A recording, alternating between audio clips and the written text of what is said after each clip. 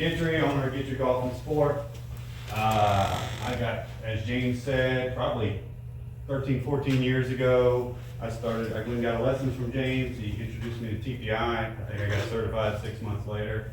And so I've kind of been working with golfers, some baseball, softball athletes, but mostly golf. My bread and butter has kind of become adding distance. I don't know any golfer who doesn't want to hit it further.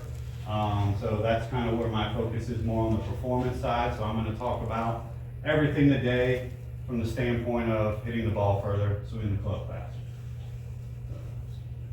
So essentially the role of strength and conditioning, golf fitness, is to give the golfer more capacity.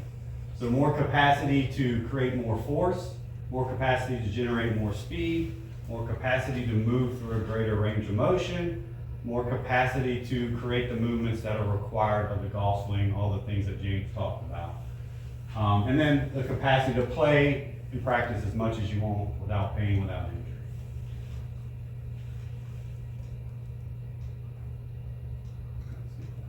All right, so again, I'm going to talk about more from the standpoint of gaining club head speed today as we go through everything. But again, all these things play a part in injury reduction and recovery from pain, injury, surgeries, things like that.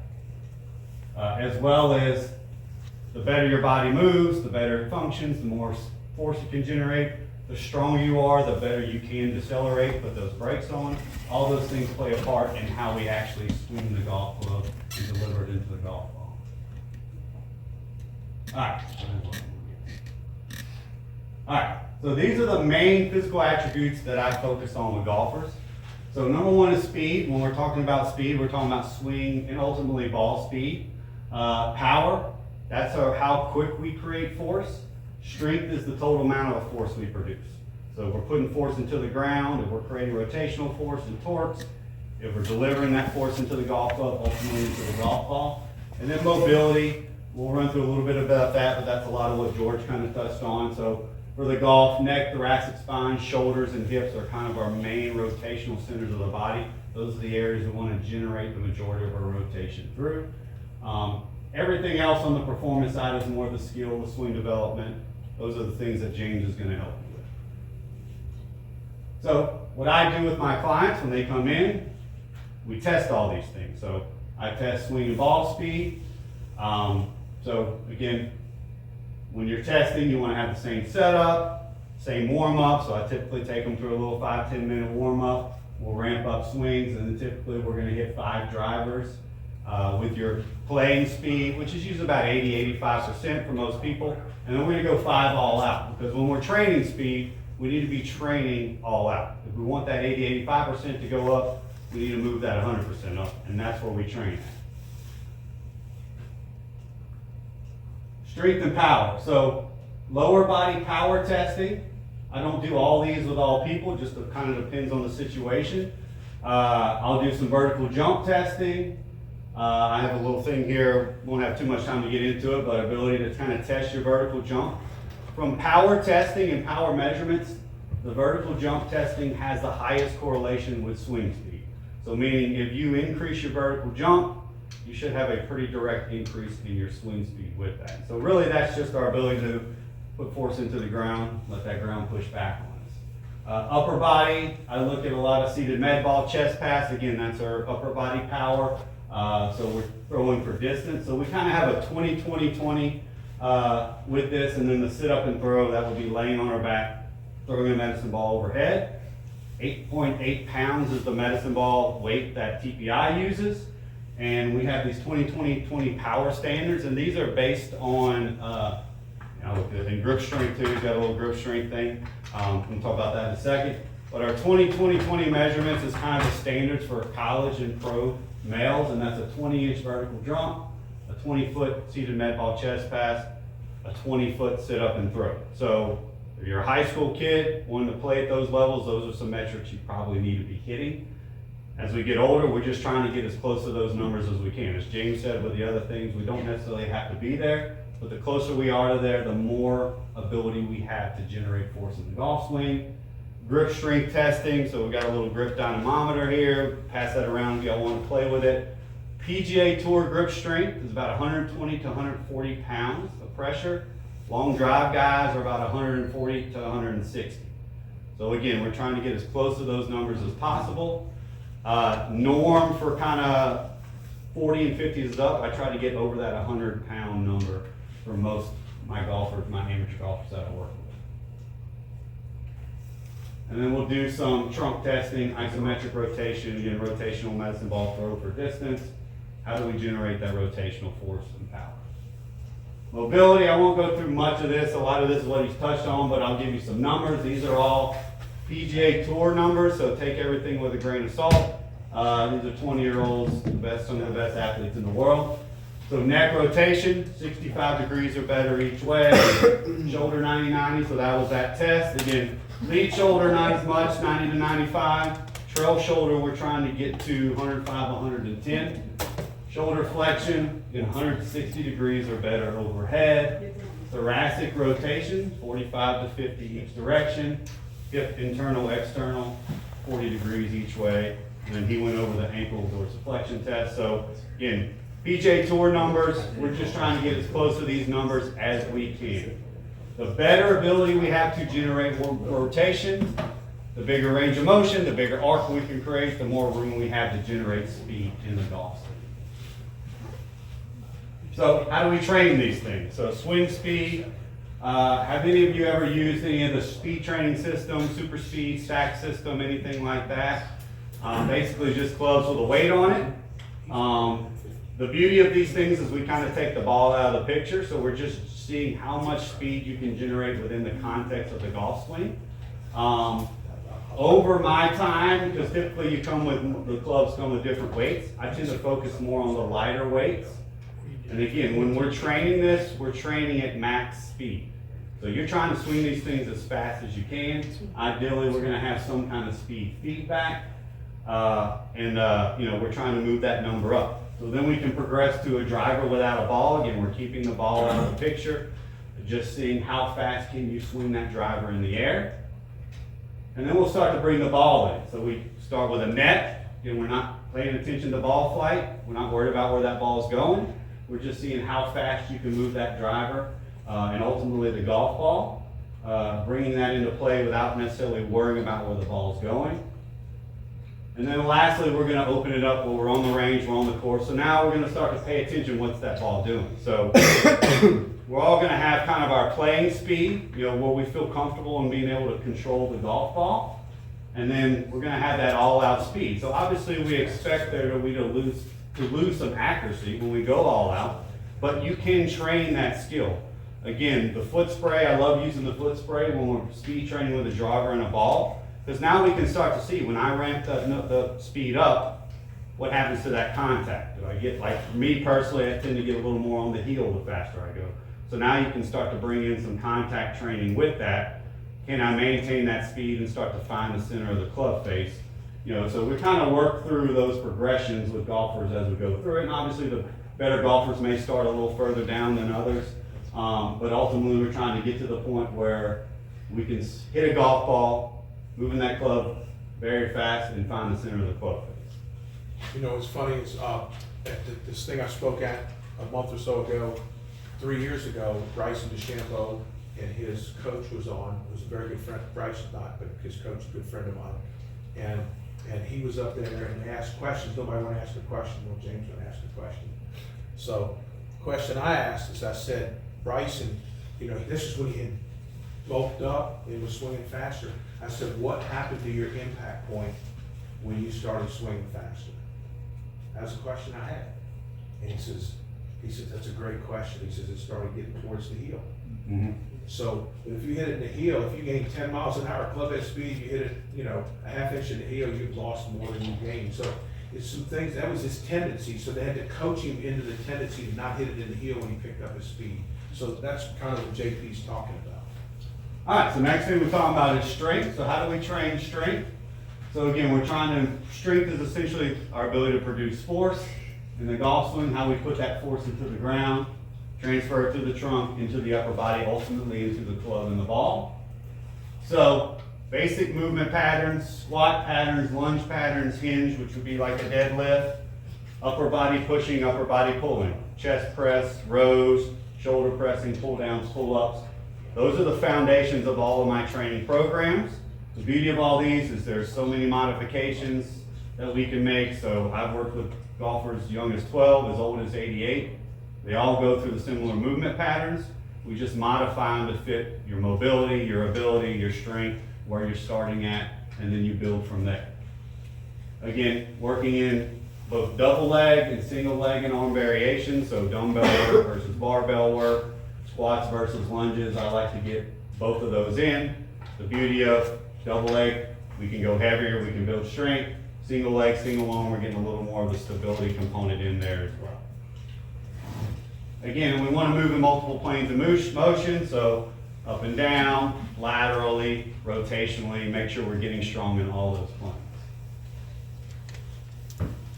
Core training, trunk training. I want to talk a little bit about this because how we train the core and the trunk for the golf swing is going to look a little different than how we may train it if we want a six-pack.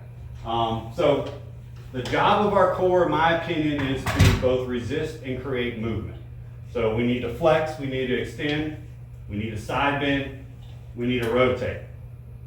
If we want to get stronger, we need to load those movements, both from an isometric standpoint. So again, if I'm rotating, and if I got a cable machine out here, I'm holding that cable machine is trying to rotate me this way.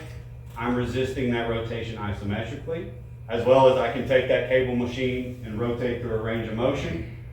You want to train your core to do both of those throughout all those planes of movement, both from, again, a speed generation standpoint, but also we want to protect the back, protect the spine.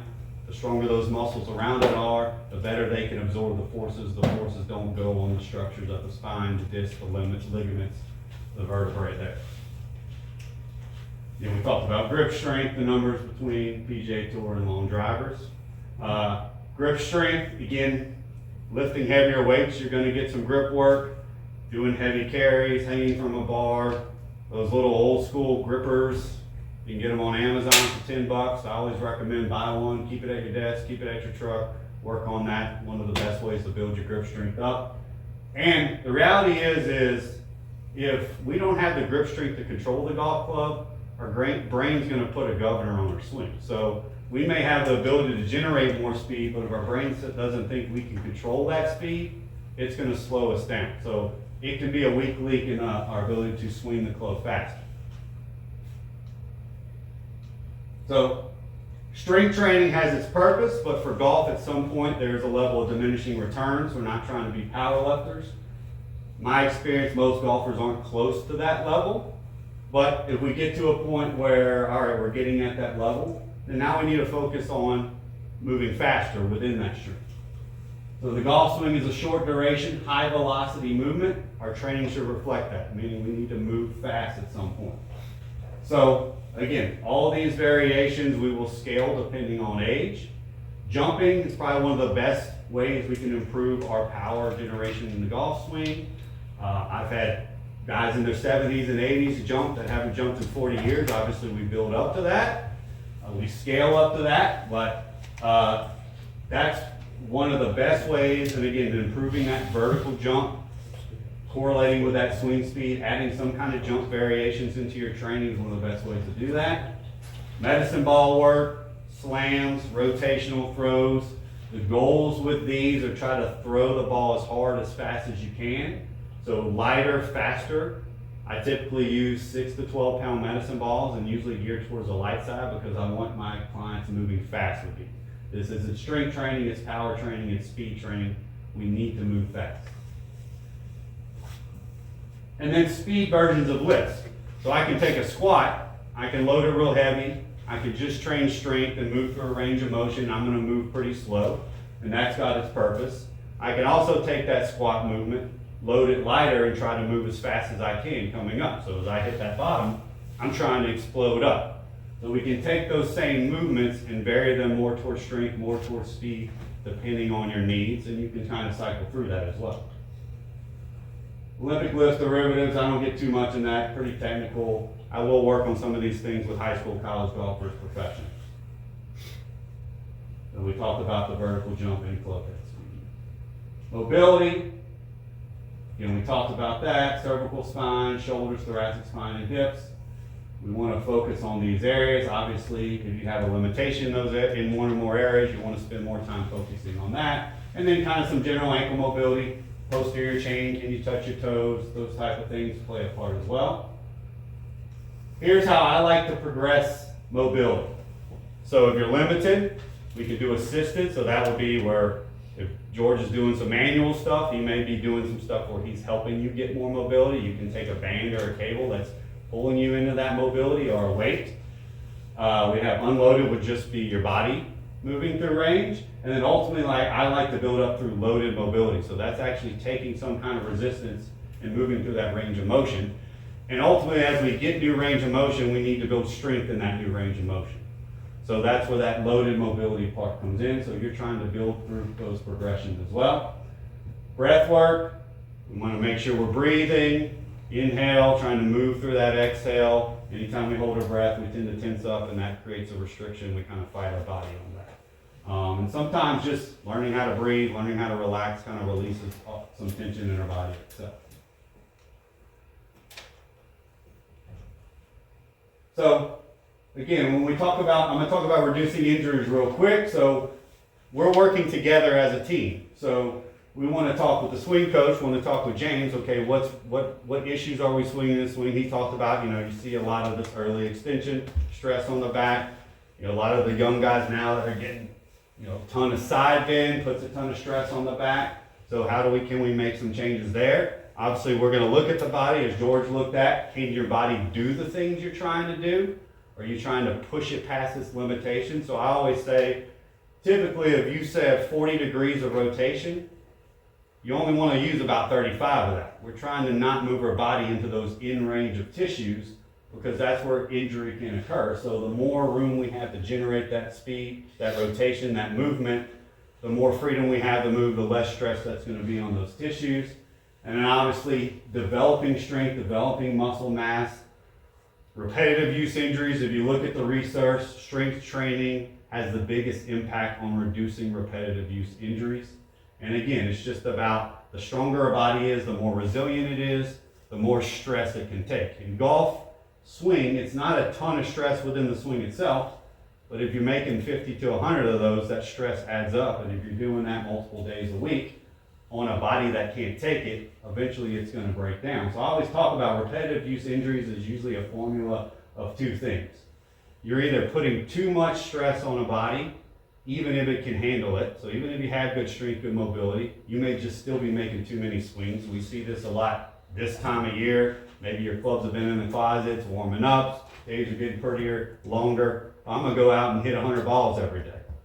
What do we happen? I've had two guys come in with elbow pain in the last week for that very reason, because they hadn't swung a club in 4 months, and then they went and hit large buckets every day. So building up, being smart about how we return back to playing, practice, quality over quantity, that type of thing. And then the other part of that is we may have an adequate number of swings. Maybe we're not even swinging that much, but our body is just not built to tolerate those things. So that's where building strength, building mobility, muscle mass, those type of things will help protect us against that. And again, tell this to everybody, golfers, they don't want to put the club down, so a lot of them are afraid they just kind of ignore the pain until it gets bad enough that they can't actually swing. The sooner you address them, the sooner you get with someone like George or myself, and we figure out what's going on and we can fix the problem. It's easier for us to fix it early on. The quicker it is for you to get back to doing the things you want to do. So again, my role as a strength coach, PT, golf fitness professional, whatever you want to call me, is to improve your physical abilities, speed, strength, mobility, help keep you healthy. My goal for every golfer I work with is ultimately giving you the ability to play and practice as much as you want.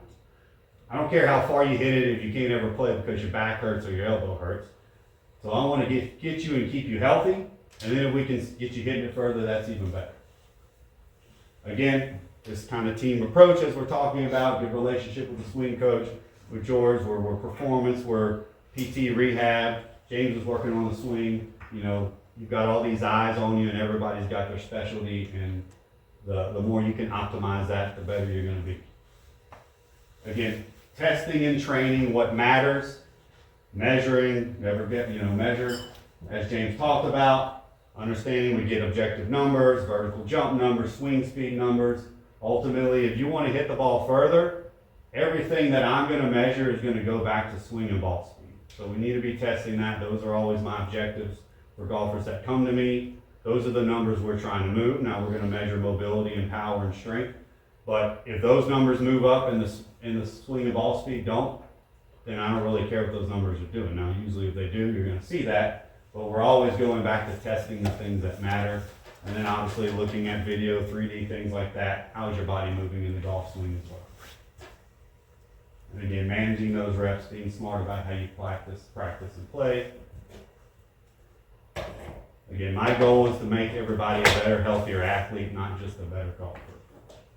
JP, do you have a good guide that you use or recommend for speed, golf swing speed training? Or do you have something you typically provide people? Like, Do you provide like clients and stuff with a guide, like a training guide? yeah, I have a guide, so I get a little email sign up there, so I have a guide, basically that kind of takes you through some of that, how to develop speed, as well as a guide specific to speed training. If you've never done any speed training, again, there's ways we want to go about doing it, ways we don't want to go about doing it. One of the things I've seen a lot, especially when speed training got very popular, is a bunch of golfers just jumped into doing that, and then they got hurt. So they started making a bunch of swings as fast as they can on a body that wasn't ready to handle it. So you need that comprehensive approach in order to safely do those things. Pretty damn cool.